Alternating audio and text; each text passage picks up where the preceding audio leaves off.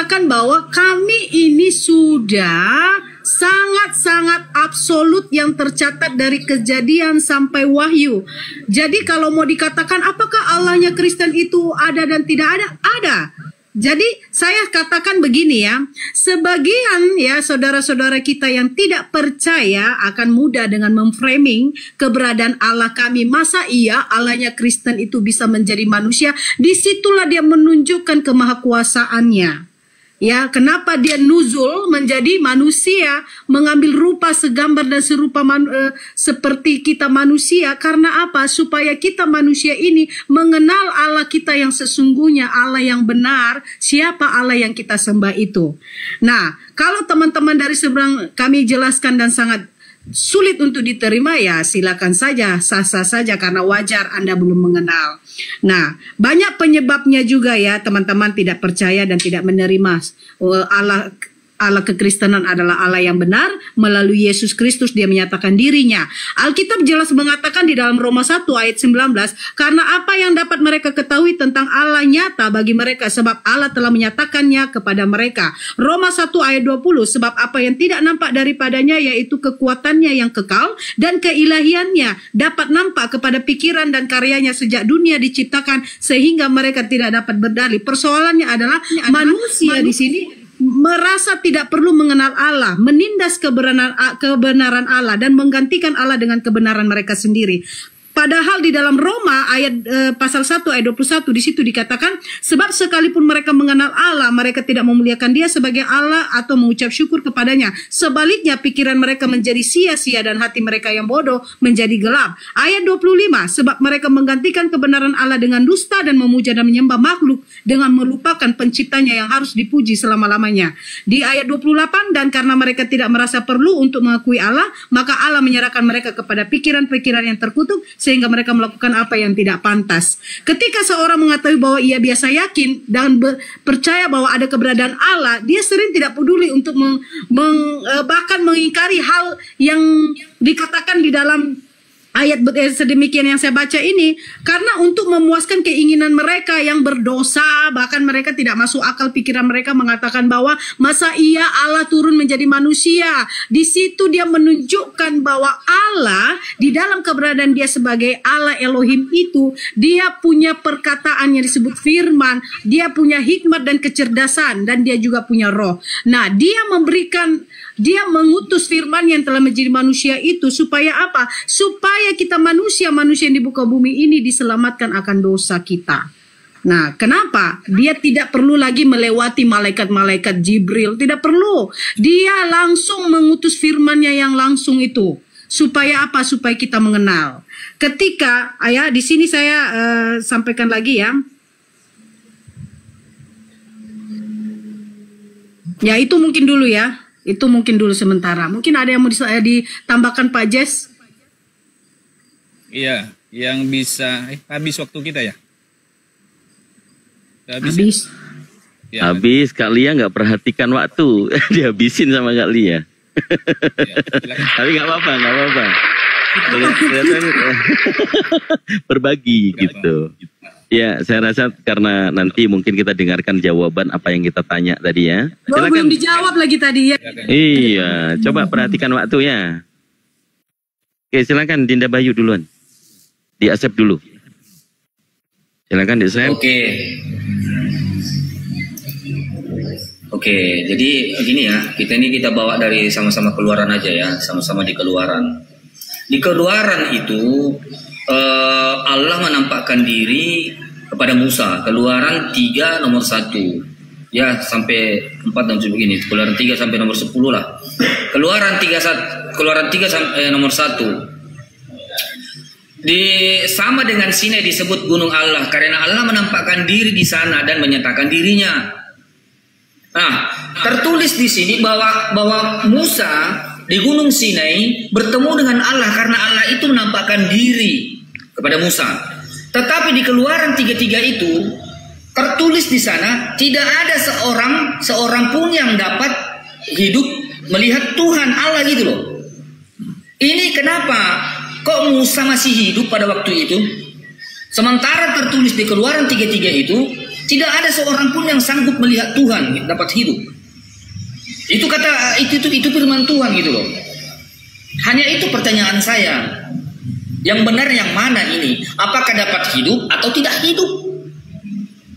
Di sisi lain mengatakan tidak ada seorang pun tanpa terkecuali yang dapat mampu hidup melihat Tuhan. Jika dia bisa melihat Tuhan, dia akan mati.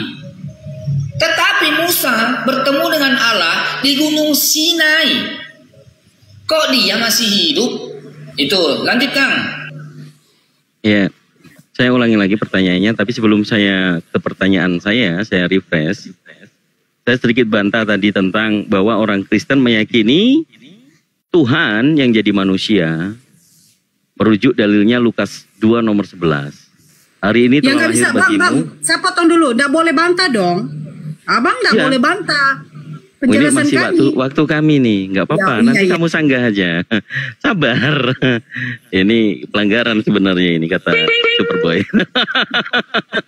Oke. Jadi saya menekankan teman-teman Kristen meyakini bahwa Yesus itu adalah Tuhan yang Tuhan kemudian menjelma menjadi manusia. Lukas 2 nomor 11, hari ini telah lahir juru selamat bagimu. Hari ini telah lahir bagimu juru selamat, yaitu Kristus Tuhan di kota Daud. Nomor 12-nya, engkau akan menjumpai bayi yang dibungkus kain lampin dan ditaruh di palungan. Jadi Tuhan yang jadi manusia itu adalah bayi. Maka bayi itu adalah Tuhan yang diyakini menjelma menjadi manusia. Maka kalau bayi ini Tuhan, bagaimana menjabarkan rasionalnya? Bagaimana bayi-bayi di dunia ini, apakah salah satunya akan disamakan seperti Tuhan? Itu yang pertama, nanti ditanggapin saja. Nah, kemudian tentang pertanyaan saya, Dinda nanti fokus di sini ya. Fokus di dalil saya. Wahyu 3 nomor 9. Saya lebih ke substansi bahwa jemaat iblis yang dikatakan oleh Yesus ini adalah mereka yang menyebut dirinya orang Yahudi tetapi yang sebenarnya tidak demikian. Jadi ada implementasi, ada nggak jemaat yang ngaku-ngaku Yahudi padahal dia bukan Yahudi? Dan itu siapa jemaat iblis itu? Itu dulu. Ini mudah-mudahan menjadi nanti jawaban apabila sahabat kita sebelah ini bisa menerjemahkan atau merepresentasikan siapakah jemaat iblis itu. Kalau perlu ada misalnya Bang Jess mau diganti sama pendeta, bagus itu Kak. Tapi kalau Pak Jessnya bisa, ya syukur-syukur. Kami ingin diskusi yang saling membangun. Kalau Tuhan di dalam Islam, yaitu tidak ada Tuhan selain Allah, artinya yang ada itu Tuhan itu hanya Allah. Allah itu Tuhan. Tuhan-Tuhan yang lain tidak ada. Yang hanya ada itu adalah Tuhan Allah. Kami sebut Allah Subhanahu wa Ta'ala. Subhanahu wa Ta'ala itu adalah gelarnya. Subhanahu wa Ta'ala artinya maha suci dan maha tinggi. Jadi pemahaman ini yang harus saya sharekan kepada teman-teman penonton yang ada di tempatnya Kak Lia dan Pak Jess. Tanyakan tentang Islam kepada orang Islam. Jangan meyakini dari sudut pandang Islamologi. Secara praktisi akademis ternyata tidak berlandas pada orang Islam itu sendiri. Insyaallah. Oke, di copy ya. Mungkin dijawab dulu baru membantah gitu ya. Silakan. Masya Allah. Allahu Akbar. Silakan Pak Jess. Ya, diterima dulu baru berbicara. Silakan. Ya, baik teman-teman. Sepertinya yang saya jelaskan tadi, bagaimana kita bisa membuktikan bahwa Allah itu ada. Nah, saya melihat tadi bahwa hanya bisa kita mengetahui Allah ada dan hanya kita mempercayai karena ada firman-Nya. Tetapi kita tidak bisa melihat ya, menyatakan bukti yang real ya. Kalau kita melihat di dalam maaf ya, saya mengutip Al-Qur'an ya. Di dalam Al-Hadid pasal nomor ketiga dikatakan bahwa Dia yang awal dan akhir, dan yang johir itu adalah yang tampak. Ya, Allah itu ya bisa dikenal oleh umatnya, tampak begitu. Ya. Nah, kalau kita sebagai orang Kristen, ya kalau bicara masalah mengenal Allah, ya kita sudah bisa melihat bahwa Allah itu ya bisa melalui wahyu umum. Wahyu umum itu adalah bicara tentang alam semesta. Ya, kita bisa lihat bahwa alam semesta ada karena Allah ada, ya. Dan kita juga bisa melihat keberadaan Allah itu melalui firman. Nah, firman yang seperti apa? Nah, itulah firman yang menjadi manusia itu, Yesus yang menyatakan diri, ya. Nah, kalau teman-teman mengatakan tadi, bagaimana Allah menyatakan diri, menampakkan diri kepada umatnya? Nah, itu sangat banyak di dalam ayat-ayat Alkitab. Seperti ya teman-teman baca tadi itu dalam Keluaran, ya bagaimana Allah bertemu dengan Abraham, bertemu dengan Musa, menampakkan diri. Tetapi di sana itu yang terpentingnya adalah bukan masalah apa yang mereka lihat, tetapi menunjukkan ya Allah itu memiliki relasi yang sangat dekat dengan umatnya. Allah itu adalah Allah yang tidak jauh, Allah yang dekat. Ini menunjukkan relasinya sebetulnya kepada umatnya, ya. Nah, memang benar kalau Alkitab mengatakan bahwa tidak ada satupun yang melihat Allah, itu sangat jelas. Di dalam Yohanes pasal 1 ayat 18 dikatakan bahwa tidak seorang pun yang pernah melihat Allah. Itu sangat jelas sekali, ya. Tetapi tidak berhenti di sana, ya, di dalam Yohanes 1 ayat 18 itu.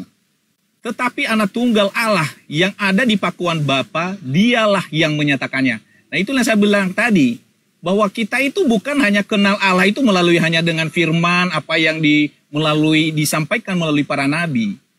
Ya, tetapi dia menunjukkan hubungan relasi yang begitu dekat dengan umatnya. Di mana dia datang, ya bukan hanya dengan firman saja, tetapi dia memberikan contoh teladan. Makanya di dalam kitab Ibrani, dia itu dikatakan bahwa dia itu adalah imam besar yang terus-menerus mendoakan umatnya. Ya.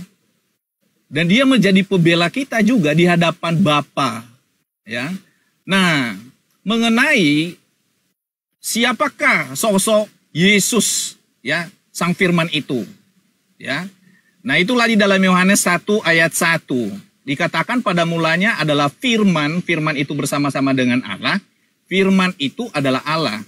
Nah, di sini kita melihat bahwa dalam pemahaman orang Kristen dan apa yang telah diterapkan oleh Alkitab, kita melihat bahwa Allah itu adalah sebagai hakikat. Ya. Allah itu adalah hakikat. Dia memiliki keberadaan. Keberadaan bagaimana? Yang memiliki firman untuk apa? Menciptakan segala sesuatu. Dia juga memiliki roh. Untuk apa? Menghidupkan segala sesuatu. Jadi kalau teman-teman menanyakan, siapakah Yesus? Siapakah bayi yang dilahirkan oleh Maria itu? Nah, keberadaan dia sebelum menjadi manusia, dia adalah Allah. Logos, perkataan Allah itu sendiri, yang ada di dalam diri Allah. Sama seperti saya menggambarkan, saya ini manusia, hakikat saya ini manusia. Yang memiliki keberadaan, saya memiliki roh, saya memiliki jiwa, saya juga memiliki ide atau perkataan. Nah, perkataan inilah yang menjadi manusia. Yang di dalam hakikat Allah. Nah, itu yang saya katakan tadi, bahwa Allah yang kami sembah itu adalah Allah yang dekat dengan umatnya. Allah yang memiliki relasi dekat dengan umatnya. Ya, jadi kalau dikatakan, apakah kita menyembah Allah yang tidak kita kenal? Oh, enggak.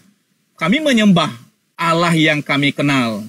Ya, di dalam Yesus Kristus. Ya. Nah, siapakah dia? Itulah yang di dalam Matius pasal 1 ayat 23. Bahwa anak darah itu akan melahirkan seorang laki-laki dan diberi namanya Immanuel, yaitu udah habis aja. Ya, udah habis. Dihabisin. Kasihan lo Kak Lia, lo nggak dapet jatahnya. Aduh, kasihannya. Oh, gantian gitu ya. Ibu Lia habisin ya. Oh gitu. Memang harus panjang teman-teman, sampai temannya nggak dikasih waktu. Silakan di itu dulu, di accept.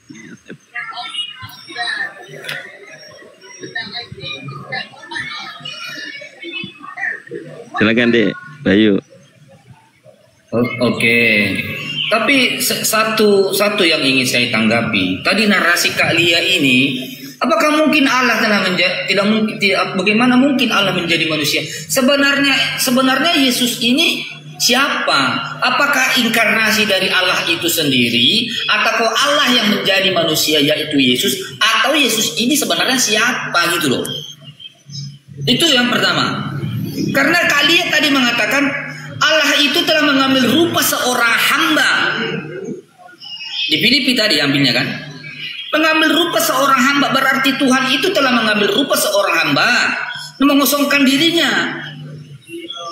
Allah ini yang telah menjadi manusia mengambil rupa seorang hamba. Jika itu adalah Yesus, lalu kenapa Yesus masih berdoa kepada Allah? Kenapa Yesus masih berdoa semalam-malaman? Kenapa Yesus masih takut kepada malaikat? Kenapa Yesus masih diberikan kekuatan oleh malaikat? Ini apa? Ini gabrul kalau saya. Terus yang kedua, Anda tidak menanggapi waktu Nabi Musa di Gunung Sinai, Allah menampakkan dirinya kepada Nabi Musa. Sementara di Keluaran 3:3, Tuhan berfirman, tidak ada manusia yang sanggup melihatnya dapat hidup. Bagaimana dengan firman yang kedua ini? Gitu loh. Apakah di Keluaran 3:3 Tuhan itu mencela-mencela? Gitu. Lanjut Kang Dito, mungkin itu aja bisa nanti ditanggapi kali ya sama Bang ini. Lanjut Kang, silakan waktu. Baik. Ini saya jawab dari Pak Jess tadi ya. Beliau nggak tahu nih mengutip terjemahan di dalam Al-Quran tentang yang awal dan yang akhir. Kalau di sini saya mengajari kepada teman-teman Kristen, Al-Quran itu bukan terjemahan. Al-Quran itu yang bahasa Arab yang kami baca. Untuk memahami maknanya, ini ada tafsir yang saya gunakan, tafsir Jalalain. Pasti akan berbeda dengan pemahaman orang yang bukan Islam. Ya, kita baca di sini. Dialah yang awal, sebelum segala sesuatu ada. Keawalan dia tidak ada permulaannya. Dan yang akhir, sesudah segala sesuatu berakhir, keakhirannya tanpa batas. Yang maha zahir, ini yang tadi saya sebutkan tentang Allah. Maha zahir di sini melalui bukti-bukti yang kemudian menunjukkan kezahirannya. Dan yang batin itu yang tidak dapat dilihat. Ini lebih mengena yang saya sampaikan sebagai orang Islam kalau mau mengutip Al-Quran. Pak Jess, saudaraku ya. Jangan kemudian mengais-ngais ini yang dimaksud adalah Jesus. Wah, itu nggak benar. Jesus, kalau di Al-Quran itu terjemahan bahasa Inggrisnya juga Nabi Isa adalah Jesus. Justru yang sering teman-teman Kristen bawakan, Nabi Isa itu atau Jesus itu Tuhan. Justru di dalam Al-Quran dijelaskan, kafirlah bagi orang yang menganggap Allah itu adalah Isa Al-Masih. Begitu. Jadi saya harapkan nanti coba berbagi atau dikhususkan menjawab dulu. 2 sesi untuk saudara Kristen belum ada yang menjawab. Cobalah disinggung, kita maunya voksinya ke jemaat iblis. Saya minta dinda saya, Bayu, untuk tidak ke ketuhanan lagi. Karena ini tantangan orang yang memahami teologis atau biblika. Jemaat iblis itu merujuk kepada siapa? Kalau tidak mampu, lambaikan tangan, gitu loh. Oke, ya. Kemudian kalau mengenai ketuhanan, saya cuma bilang tadi bagaimana manusia menuhankan dan meyakini bayi itu adalah Tuhan. Ini menurut pemahaman kita sebagai manusia yang memiliki akal, itu nggak masuk akal. Jelas. Bayi itu dilahirkan oleh ibunya. Kalau bayi itu maha kuasa seperti Tuhan tadi yang menjelma menjadi manusia. Manusia bayi nggak bisa apa-apa. Dia justru bergantung kepada maminya. Untuk tumbuh sehat, masih butuh asupan ASI selama 2 tahun. Belum lagi juga merepotkan kalau kemudian buang kotoran. Juga masih dibersihkan oleh ibunya. Jadi Maha Kuasa itu tidak sederajat dengan apapun. Tidak ada yang menyamainya. gitu ya. Silakan dijawab. Usahakan jawab dulu. Masih ada Silakan waktu di-accept. itu. Sudah, itu cuman putaran. Itu putaran. Jadi kalau ada sesi yang perlu di ini. Nah, kalau sudah di-accept, silakan. Oke, saya menjawab dengan apa yang saya punya data di sini. Pertanyaannya Bang Kang Dito ya. Di dalam Wahyu 3 ayat 9 itu jemaat iblis jemaat kepada siapa? Nah, saya memberikan data sebagaimana juga kita harus baca juga nih Bang. Biasakan itu baca satu perikop, jangan sepenggal-penggal. Akhirnya nanti pemahamannya salah. Kita baca juga di Wahyu 2 ayat 9. Di situ juga sama. Itu diberikan kepada orang Yahudi yang tidak menerima Tuhan Yesus sebagai Mesias. Nah, ini memang keras dikatakan jemaat iblis di situ. Karena apa? Sesuai dengan yang diceritakan di dalam Kisah Para Rasul 17 ayat 5 dan juga ayat yang ke-13, di situ ketika orang Yahudi di Tesalonika itu iri hati dengan keberhasilan ke penginjilan di Tesalonika dan Berea. Jadi kalau kita bandingkan dengan 1 Tesalonika 2 ayat 15 sampai 16, kalau orang Yahudi di Philadelphia sedang menganiaya jemaat ini, maka janji ini dapat menghibur dan menguatkan mereka yang menderita. Satu hal yang perlu kita tahu dan kita ketengahkan adalah masalah kapan janji ini digenapi. Janji ini berarti bahwa pada hari kiamat orang Yahudi akan datang dan tersungkur di depan kaki mereka. Tetapi juga di dalam ayat itu dikatakan bahwa Tuhan berjanji bahwa sebagian dari jemaat orang-orang Yahudi atau beberapa orang dari jemaat iblis akan percaya kepada Tuhan Yesus pada zaman itu di kota Philadelphia. Jadi merujuk kepada bangsa Yahudi yang menolak Tuhan Yesus sang Mesias itu. Itu di Wahyu 2 ayat 9.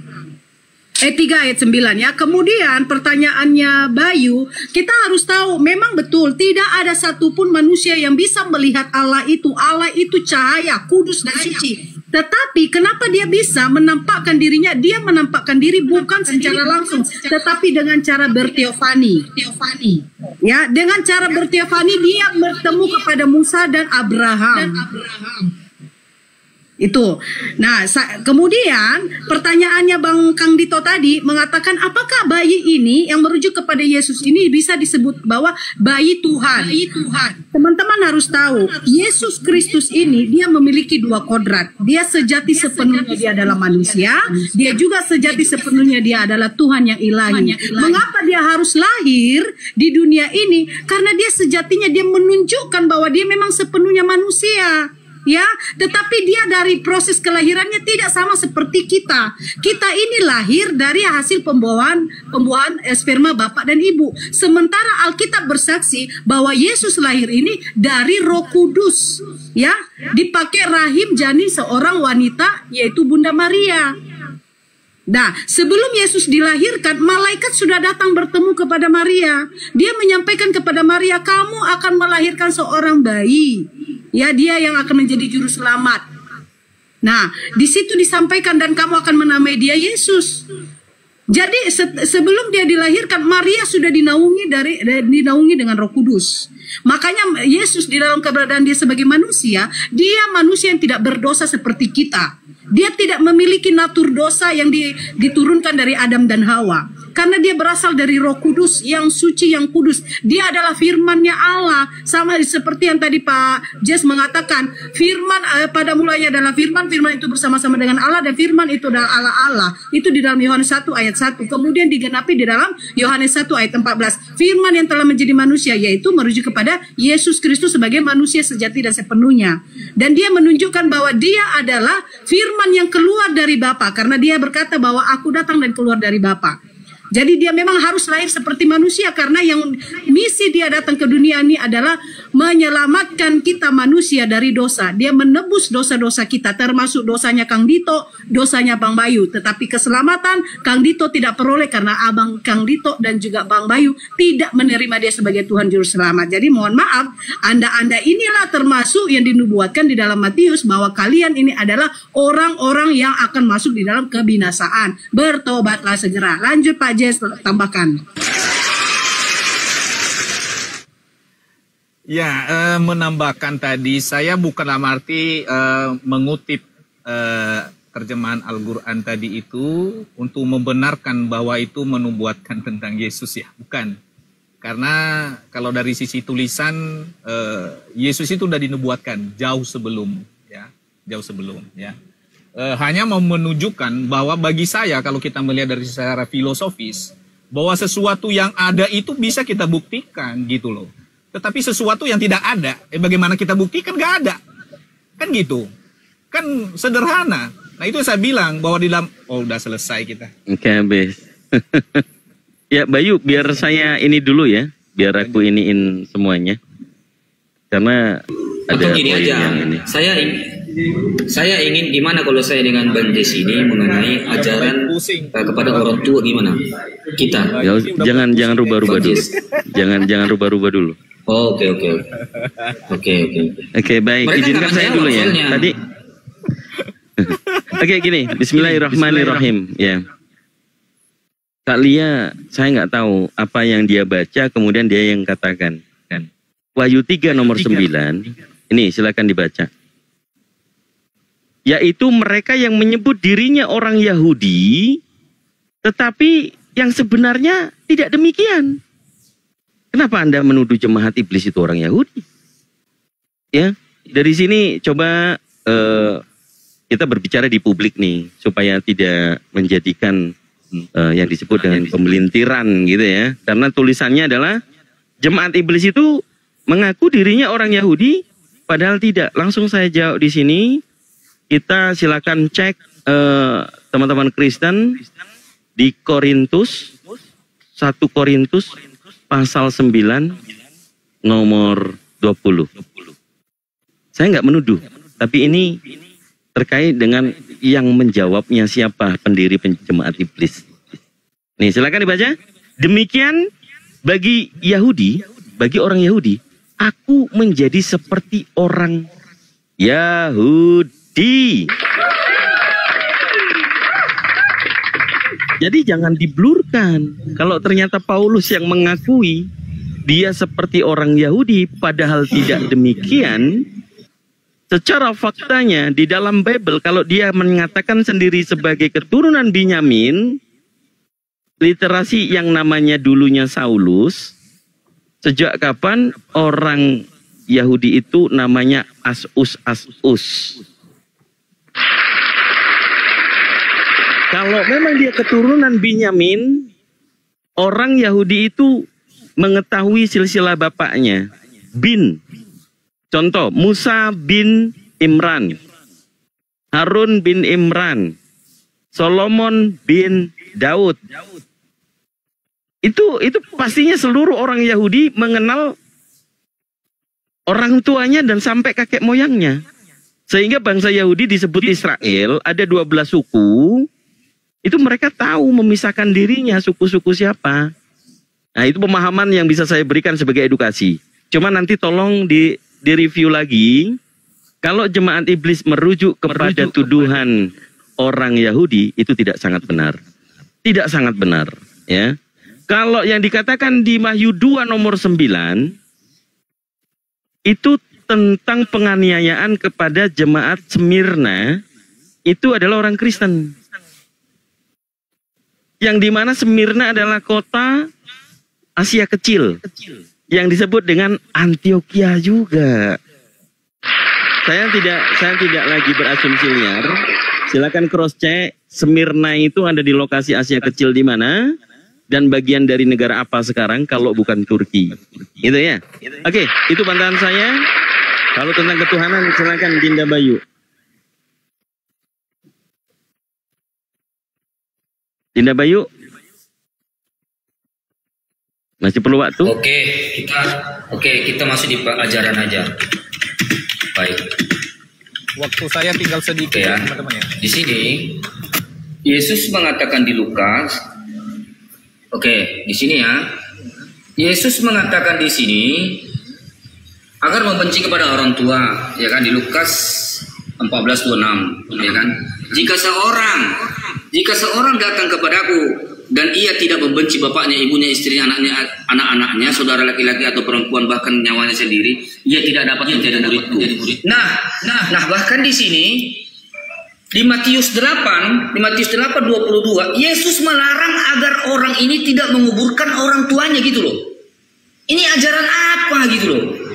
Ini ya, kita baca di ayat 18. Ketika Yesus melihat orang banyak mengelilingnya, ia menyuruh bertolak ke seberang. Lalu datanglah seorang ahli Taurat dan berkata kepadanya, "Guru, aku akan mengikuti engkau ke mana saja engkau pergi." Yesus berkata kepadanya, "Serigala mempunyai liang dan burung mempunyai sarang, tetapi anak manusia tidak mempunyai tempat untuk meletakkan kepadanya." Seorang lain, yaitu salah seorang muridnya, berkata kepadanya, "Tuhan, izinkanlah aku pergi dahulu menguburkan ayahku." Ayahnya yang meninggal, tetapi Yesus berkata, "Ikutilah aku dan biarkanlah orang-orang mati menguburkan orang-orang mati mereka." Ini bagaimana ini ajaran? Kok segitu sekali kepada orang tua gitu loh? Oke, udah. Orang tuanya yang sudah meninggal. Oke, udah, Bayu. Udah, silakan, udah, tolong Bayu. dijelaskan ini.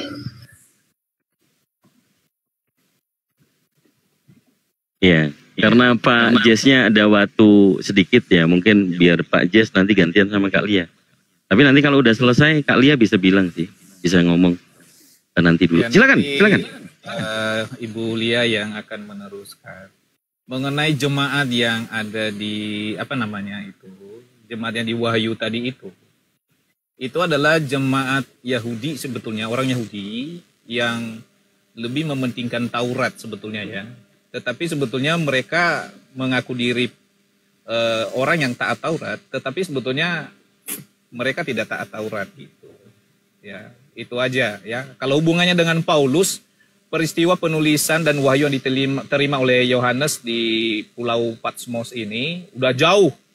Ya, Paulus sudah pelayanan di mana-mana, ini baru terjadi. Ya, mungkin itu dulu yang saya sampaikan. Lanjutkan kali ya. Oke, ya, aku jawab dari pertanyaannya Bang Bayu ya. Sebenarnya di dalam yang tadi Bang Bayu kutip itu di dalam Lukas dan juga di Matius itu tidak kontradiksi sebenarnya. Harus kita pahami dulu konteks. Kata membenci di situ tuh bukan seperti kata membenci bahwa kita harus membenci saudara-saudara atau keluarga kita ya. Di situ sebenarnya itu dijelaskan di situ artinya bahwa kita harus menempatkan kasih kita kepada Yesus di atas segala kasih kepada keluarga, bahkan dirinya sendiri. Artinya bahwa kita memprioritaskan, sabar dulu, sabar ya, gubuk saya nih. Kita harus memprioritaskan menjadi,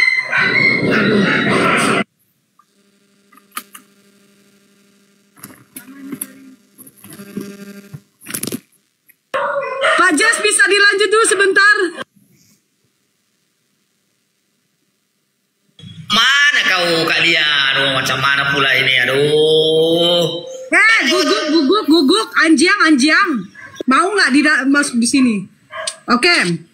Jadi konteks di situ di dalam Lukas 14 ayat 26 di situ, ketika kita menjadi murid Yesus yang percaya Yesus Kristus adalah Tuhan juru selamat kita, kita harus menempatkan kasih kita kepada Yesus sebagai prioritas utama kita. Artinya ketika kita terpanggil melayani Tuhan, kita harus rela meninggalkan keluarga kita, pekerjaan, harta benda kita untuk mengabarkan kabar baik kepada seluruh bangsa-bangsa di mana kita terpanggil. Ya, kedengaran nggak teman-teman? Aduh.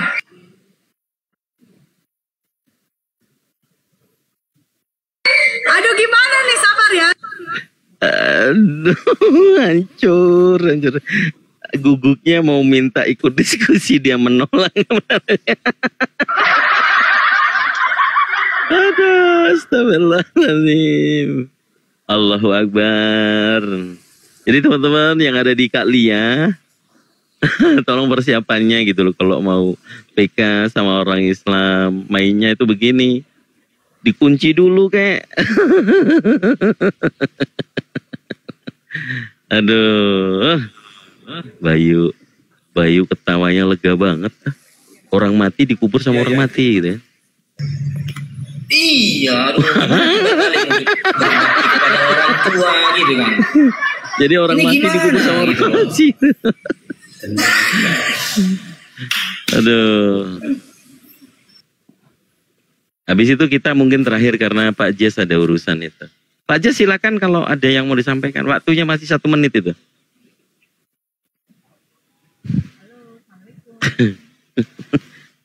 dimarahin itu guguknya itu. Kamu maminya lagi diskusi, kamu teriak-teriak.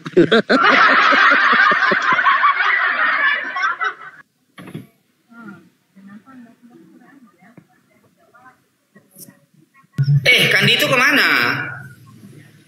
Aduh. Jadi gini teman-teman ya. Begini. Di sini di Matius 8 nomor 22 ini, 21 ini ada seorang murid nih. Ada seorang murid yang minta izin kepada Yesus karena orang tuanya meninggal. Nih, seorang lainnya itu salah seorang muridnya berkata kepadanya, "Tuhan, izinkanlah aku pergi dahulu." Ini orang minta izin baik-baik loh. Orang ini minta izin baik-baik kepada Yesus untuk menguburkan ayahnya. Tetapi Tuhan ini, Yesus ini tidak mau mengabulkannya. Tetapi Yesus berkata kepadanya, "Ikutilah, biarlah orang-orang mati menguburkan orang-orang mati mereka." Ini macam mana coba ini? Ini gimana ini coba ini? Pusing juga saya kalau bacanya ini, Bang. Kok seperti itu gitu loh? Kok masa minta izin kepada orang tua juga untuk meninggal melayang nggak dibolehin gitu?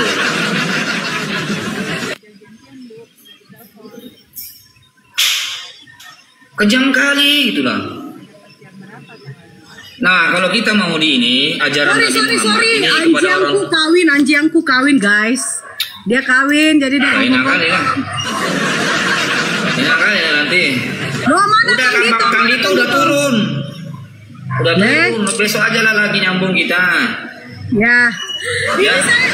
Nah, gini loh Mayun. Tadi itu lebih banyak kalian pertanyakan ke kami. Giliran kami bertanya boleh nggak? Boleh nggak saya bertanya ke Bang Bayu? Sedangkan kami yang mayoritas saja membangun masjid pakai izin. Mayoritas, Bang.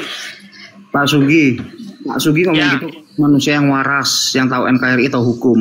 Kalau yang nggak waras, susah. Itu tadi satu lagi Bang Erik. Mau ibadah saja kok dipersulit. Mengenai ketentuan, sebentar Bang, mengenai ketentuan membangun tempat ibadah itu sudah disepakati oleh 3 menteri. SKB 3 menteri yang kita kenal. Syarat-syaratnya apa aja coba? Kan sudah disepakati bersama. Minimal ada 60 jemaat yang tetap di situ.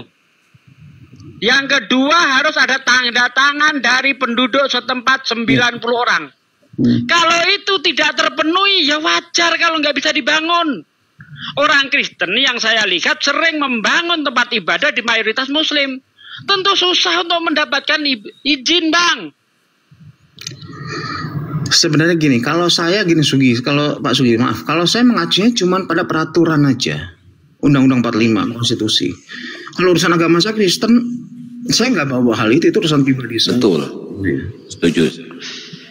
Nah, yang terjadi di sini Bang, sedikit Bang, yang terjadi di sini di Riau ini, yang saya lihat awalnya itu hanya untuk perkumpulan. Lambat laun ada tulisannya gereja, plang gereja tanpa izin. Bagaimana bisa ada izin? Jemaatnya cuma 15 orang.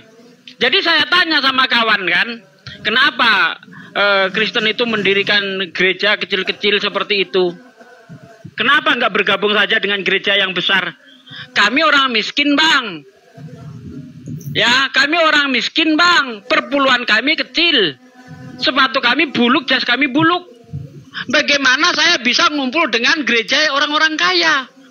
Kami disingkirkan Bang, di belakang Bang. Ini cerita sendiri dari kawan saya yang Kristen bermarga Malau. Saya tidak mengada-ada. Makanya dibangunlah gereja kecil-kecil. Betul Bang, saya nggak bohong tuh. Seperti itu, memang ada seperti itu. Ya, mungkin betul, kebanyakan ya? Denom kali ya. Ya, tapi saya kurang tahu loh situ. Dia merasa tersingkir. Kawannya misalnya perpuluhan 5 juta. Dia cuma 500. Pendapatan berapa? 5 juta berarti 500. Tersingkir Bang. Wah, motor kami butut katanya. Bagaimana kami mau datang ke gereja yang besar? Orang pakai mobil datang, minderlah kami. Makanya kami berkumpul sendiri membuat gereja. Kalau mau datang ke sini ke Dayan, ku tunjukkan gerejanya. Ada gereja kecil tuh di 69 itu orang Dayan pasti tahu. Kasihan ya, kasihan mereka. Ini Bro KTN ini Muslim Kristen? Shalom, assalamualaikum, salam toleransi, selamat KRI, Bro RD 87. Ya. Dibuka mute-nya Bang. Sebenarnya begini, jangan namanya, kita harus bisa memisahkan antara pelarangan ibadah, pelarangan melaksanakan ibadah dengan namanya pelarangan pembangunan rumah ibadah, dipisahkan. Kalau beribadah nggak ada yang ngelarang, cara tata cara nggak ada yang ngelarang. Tetapi kan yang menjadi masalah adalah apa? Membangun itu ada izinnya nggak? Begitu loh. Jadi jangan terkesan fanatik agamanya. No. Ini negara bukan negara Kristen, bukan negara Islam, bukan negara agama. Ini NKRI yang masih pakai undang-undang, yang pakai konstitusi. Ya. Halo, assalamualaikum, salam toleransi. Pak Sugi. Iya Bang. Salam. Ya, jadi gini ya. Kalau ada orang Islam membubarkan gereja, orang ibadah di gereja, dan gereja itu punya izin resmi, saya akan membela paling depan. Tidak boleh Bang. Ya, di Islam itu, ya jangankan di posisi damai, di posisi peran sekalipun, aturan Islam dilarang merusak tempat ibadah, dilarang membunuh rahib-rahib atau pendeta. Nggak boleh. Dilarang membunuh anak-anak, dilarang membunuh orang tua, dilarang membunuh hewan, dilarang membunuh wanita. Ya, dilarang, tempat ibadah dilarang, dirusak, apalagi posisi damai. Bagaimana bisa tempat ibadah dirusak? Tidak boleh. Ya, asal tempat ibadah itu izinnya resmi, kami mendukung.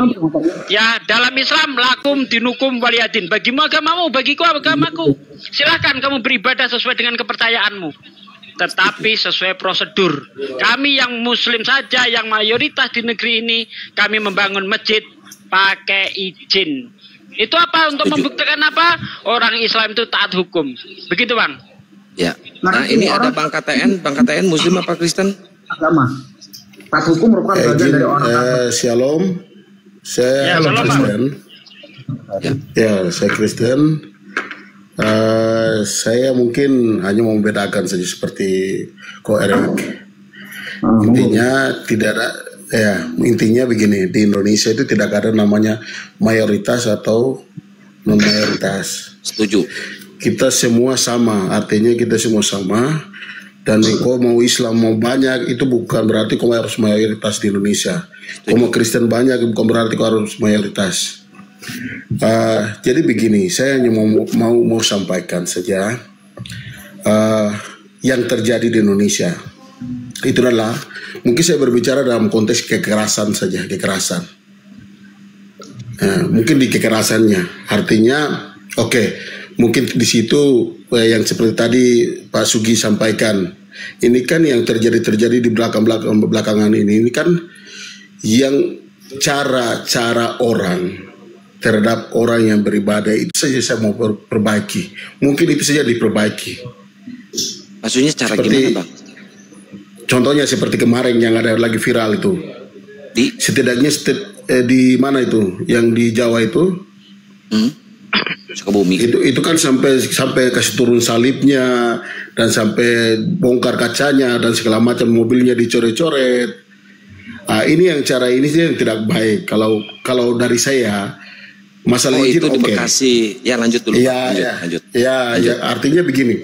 Nanti saya lurusin ya Bang. Kita sesuai aturan agama. Artinya undang-undang yang ada ya. Undang-undang yang ada, kita berbicara secara aturan undang-undang yang ada, kita izin, kita paham. Tetapi saya sanggah dulu ya Bang, sebelum dilanjut ya Bang. Saya sanggah dulu. Jadi gini, kejadiannya gini. Itu kan yang datang ke situ kan ke rumah, bukan ke gereja sebenarnya, itu ke rumah. Rumah biasa ya, rumah rumah huni, dijadikan gereja di situ ya Bang. Dijadikan gereja. Dan yang datangnya itu yang datangnya itu bukan penduduk setempat Bang. Yang datangnya itu orang-orang luar, orang-orang jauh kan. Orang-orang jauh. Dihardik sama bukan dihardik. RT datang ke situ untuk menasihati jangan membuat gaduh di daerah ini. marah, ada 2 pemuda yang marah-marah ke RT sampai dipukul RT-nya. Kejadiannya seperti itu. Akhirnya warga di situ marah, Bang. Warga di situ marah. Akhirnya warga mengepung tempat itu, gitu, Bang. Itu kronologisnya, Bang. Jadi misalkan kalau ada kekerasan ya mungkin warga setempat membela diri gitu loh, Bang. Ya, artinya begini, tidak sampai merusak. Itu kan rumahnya orang, toh artinya tidak sampai merusak keadaan tempat di situ kan tidak merusak. Artinya begini, ini kan di situ warga bisa berbicara secara baik-baik. Artinya begini, masa kita berbicara masa.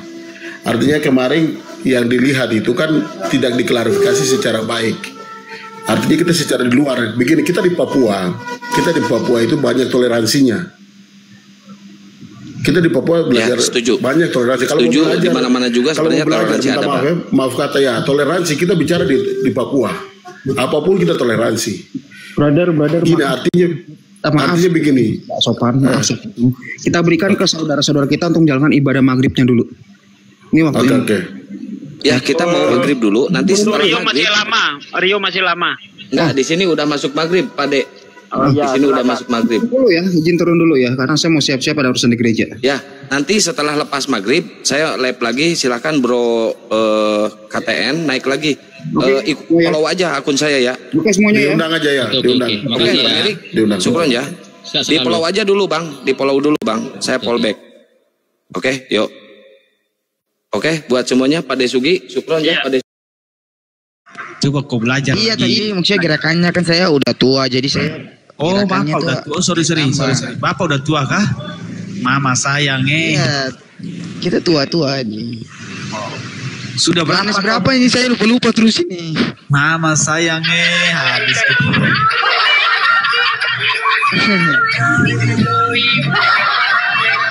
Yohanes berapa nih?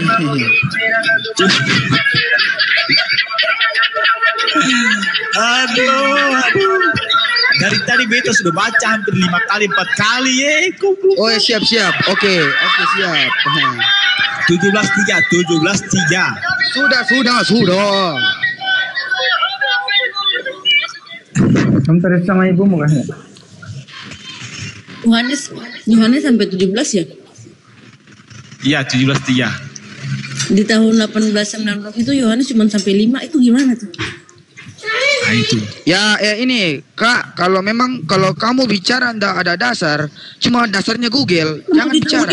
Kau baca dulu. Lanjut. Oke. Jadi ya Yohanes 17 ayatnya yang ketiga. Ya. Nilai hidup yang kekal itu yaitu bahwa mereka mengenal Engkau satu-satunya Allah yang benar dan mengenal Yesus Kristus yang Engkau utus. Oke. Di situ Yesus sebagai Tuhan kah, sebagai Bapa kah, sebagai utusan kah, sebagai sopir kah, sebagai apa di situ? Silakan. Aduh, Bapak sayangnya macet, saudara. Tukang. What happened? What happened? Dari tadi ditungguin loh, waktunya nih. Makanya dari tadi saya bilang bahwa Yesus itu adalah Tuhan. Itu loh kau. Oh, iya, jadi untuk di konteks sekarang dia menjadi utusan untuk menebus dosa manusia.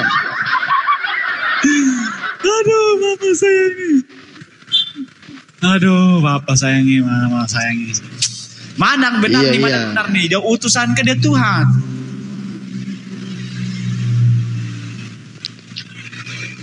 Aduh, mah. Pak tukang. Ya elah. Waalaikumsalam warahmatullahi wabarakatuh. Tukang. Halo. Ya elah, ini mau diskusi apa nggak sih? Mana pendetanya nggak datang? Sudah Bang Emji aja, lanjut. Saya mau sholat maghrib dulu nih. Gue di sini nggak bisa diskusi gue. Biar dia di atas. Mau bongkar nih. Ya, bongkar turun. Turun dia, turun. Nah, coba. Cuman sampai 15 di tahun 19 berapa ya? 18, 19. Ya. Ini tahun 1819 ya. Science 1819.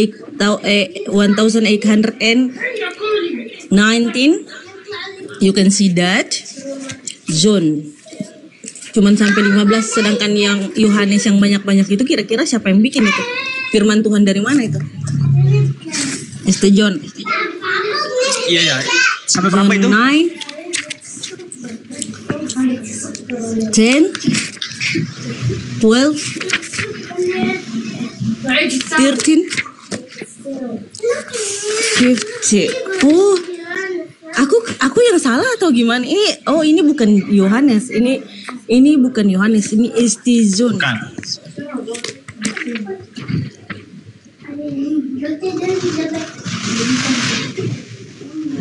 Mana ya?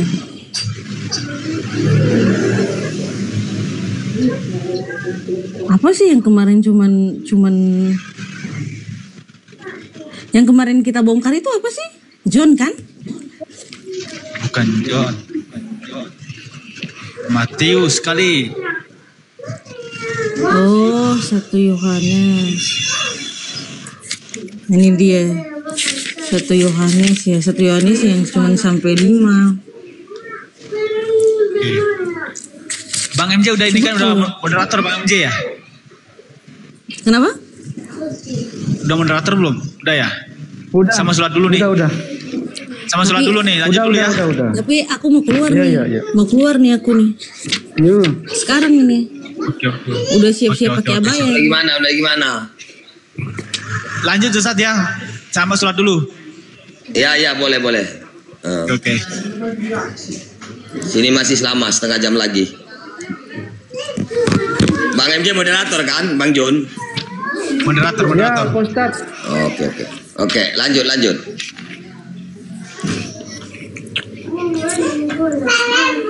Ya, selamat malam Bang. Jam sore. Selamat sore Bang. Bang Rambut. Abang Rambut. Selamat malam. Ya. Abang mau diskusi abangku? Jangan ribet dulu. Aku lagi mau bicara. Oke, abang mau diskusi Bang? Ya, apa temanya ini? Temanya Tuhan menurut Yesus. Tuhan menurut Yesus. Ya. Iya kan? Di dalam Bible kan Yesus itu kan selalu menyebut Tuhan tuh. Iya. Menyuruh menyembah kepada Tuhan itu. Ya. Gitu Bang. Ya itu temanya abangku. Abang bisa paparkan nggak itu? Abang baca Bible kan? Ya, biasa dengar-dengar. Oh. Pernah baca nggak Biblenya abang? Abang ada Bible nggak di rumah? Ya, biasa baca juga kalau ke gereja toh, Pak. Oke. Pak Ustadz mau diskusi Pak Ustadz? Boleh. Nah itu Pak Ustadz, ini ada saudara kita ini mau diskusi. Saya besarkan ya. Boleh. Terus Pak Ustadznya saya besarkan juga. Oke lanjut Pak Ustadz. Aduh namanya ketutup lagi namanya beliau ini. Pokoknya namanya ya, pangkas rambut Pak Ustadz. Pangkas rambut udah tahu. Iya. Ya lanjut. Oke. Bang Pangkas Rambut, ini kita bicara tentang ketuhanan ya. Sebelumnya izin Bang Pangkas Rambut Kristen. Iya. Kalau Islam itu kan siapa kalau ditanya Tuhannya siapa? Tentu kami menjawab dengan tegas dan pasti Tuhan kami itu Allah. Dari mana kami tahu Tuhan itu Allah? Ya dari kitab suci Al-Quran ya. Bagaimana dengan Kristen kalau ditanya misalnya siapakah Tuhanmu gitu? Coba Bang, siapa Tuhannya Abang Pangkas Rambut? Kalau Tuhannya kami itu ya Yesus Kristus. Yesus Kristus. Itu menurut apa Bang? Menurut Bible atau memang dari mana bisa mengatakan menurut bahwa kitab suci kami Tuhan Bible itu Yesus Kristus? Dari mana dasarnya itu? Dasarnya dari Bible dong. Dari mana? Dari mana? Suci kami. Boleh Bang, kira-kira di kitab sucinya Bang itu di mana itu ada tertulis bahwa Tuhan itu adalah Yesus? Bisa nggak abang tunjukkan? Kami mengusir setan, bernubuat dan melakukan banyak mujizat dengan namamu juga. Yesus menjawab, sesungguhnya pada hari itulah aku akan berkata pada mereka dan berterus terang, aku tidak pernah mengenal kamu, enyahlah kamu daripadaku sekalian kamu pembuat kejahatan. Kenapa Kristus dinyatakan sekalian pembuat kejahatan? 1, tukang kutuk. 2, tukang fitnah. 3, percaya hari kebangkitan yang untuk angkatan jahat. Selesai, final. Jadi setuju saya dengan narasi Bang siapa tadi, Otak Waras di saya 6 nomor 11 ya, bahwa umat Kristen itu akan dibinasakan. Betul di Islam pun dinarasikan begitu. Ketika Nabi Isa atau Iso atau Yehosua atau disebut dengan Isos dalam bahasa Yunani itu turun, akan menghancurkan salib, memusnahkan babi dan mengusir orang-orang Kristen. Itu intinya mengusir orang-orang Kristen. Nah, dari mana Nabi Muhammad tahu ini? Karena padahal Nabi Muhammad tidak pernah memegang kitab-kitab selain kitabnya sendiri. Maksudnya tidak pernah Nabi Muhammad itu mempelajari kitab-kitab sebelumnya. Quran saja beliau tidak pernah megang, melainkan hanya melafalkan. Makanya umat Yahudi ini menyatakan Quran ini adalah Taurat CBLP. Torah CBLP itu Quran itu juga Torah CBLP. Silakan Noten. Berarti bro, sejalan bro ya tadi ya. Yesaya 66:17 tadi dengan apa yang tertulis di Al-Quran ya. Betul ya, ya ampun. Luar biasa. Ya, betul Bang, betul. Karena kenapa dikatakan Tuhan akan datang juga akan menghanguskan, bahwa yang datang Yesus bukan Yesus Tuhan, karena tertulis juga barang siapa yang diutus Tuhan itu juga disebut Tuhan, sebut Allah. Makanya Musa juga mengaku Allah di dalam Toha ayat 14. Inani anallah. Nah, sungguh aku ini adalah Allah. Bukan Musanya Allah, bukan Musanya Tuhan. Karena di dalam kitabnya Walat Kristen ini dikatakan bahwa para nabi, para utusan Tuhan itu juga adalah Tuhan. Ya, Keluaran 7:1. Musa juga Tuhan. Allah. Jadi Firaun ya betul. Keluaran 7:1 ya. Betul. Nah, itu. Jadi Quran tidak pernah salah. Cuman orang-orang kafir ini namanya ya maklumlah namanya kafir, menutup diri, jadi ya pantaslah demikian. Ya, Tuhannya Tuhan KW, Tuhan palsu. Jadi di hukum Taurat ya, di 10 perintah Tuhan, akulah Tuhan Allahmu, kata Tuhan yang asli ya. Jangan ada Tuhan lain di hadapanku. Jangan menyembah sujud padanya. Jangan membuat patung yang menyerupai apapun. Orang itu mau buat patung menyerupai Yesus, itu udah salah ya.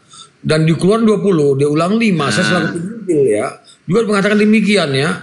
Yesus itu Tuhan lain kalau mereka sembah. Kenapa? Karena di Bibel mereka dikatakan Tuhan itu bukan manusia. Bilang 3:19, 11 ya. Tuhan itu tidak berubah. Malaikat 3:6 ya. Tuhan itu di iman mereka dikatakan roh. Roh itu tidak nampak. Nah, Yesus nampak. Yesus fisik bukan roh. 2. Di Yesaya 46 ayat 5, Yesaya 46 ayat 9, Tuhan itu tidak sama dengan apapun ya. Jangan kan dibilang sama, mengumpamakan aja nggak boleh, apalagi menyamakan ya. Bahkan di 2 Tawarik 6:18, 1 Raja 8:27 ya, langit berlapis langit tidak akan mampu menampung kedatangan Tuhan.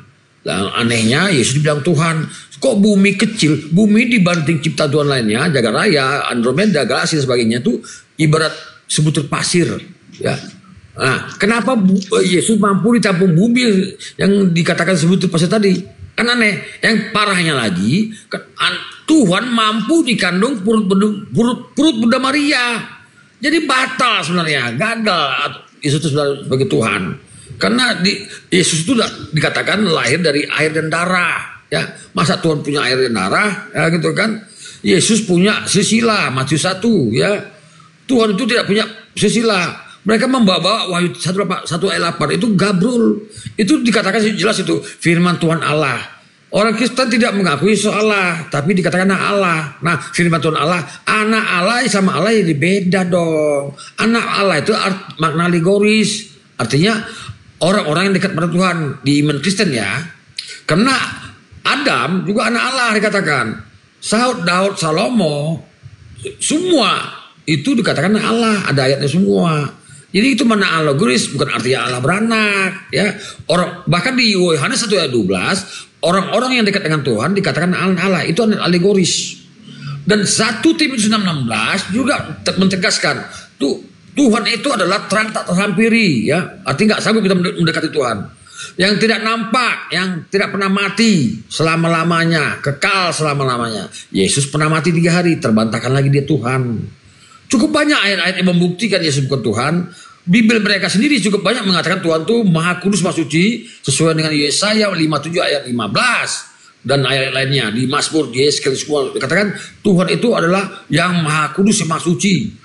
Yesus tidak suci, kudus kawan, karena dia dibaptis, membuktikan dia itu berdosa, sehingga dibaptis sehingga menghilangkan dosanya, karena dia Tuhan sebagai penyampai firman, penerima dan penyampai firman sesuai dengan Ulangan 18:18 dan Yohanes 3:3-4. Saya penginjil saudara, terima kasih.